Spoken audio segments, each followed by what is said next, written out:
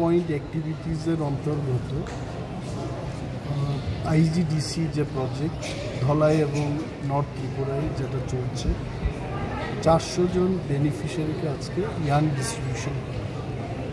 তাছাড়াও আমাদের যারা বিসিডাব্লিউ যারা ভিলেজ লেভেলে কোঅর্ডিনেটর হিসেবে কাজ করবেন তাদের মধ্যেও 103টা ট্যাবলেট আমরা দেব, যাতে করে তারা নেটে কাজ করতে পারে।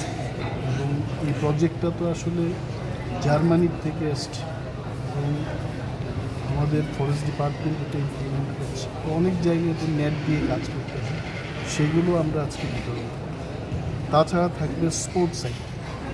আজকে অনেক ছেলে মেয়েদের মধ্যে আমরা খেলাধুলার সরঞ্জামও দেব এবং বিশেষ করে যারা সেলফ হেল্প গ্রুপ, এখানে ককবাক্সা, খাসরাং, সাত্তি, আশা ইত্যাদি যারা সেলফ হেল্প গ্রুপে কাজ করছে তাদের জন্য মাশরুম, পিগারি ইত্যাদি যে সমস্ত জিনিস দিয়ে তারা যেন অর্থনৈতিকভাবে কাজ এবং ডেভেলপমেন্টের কাজ করতে পারে সেগুলো দিতে হবে।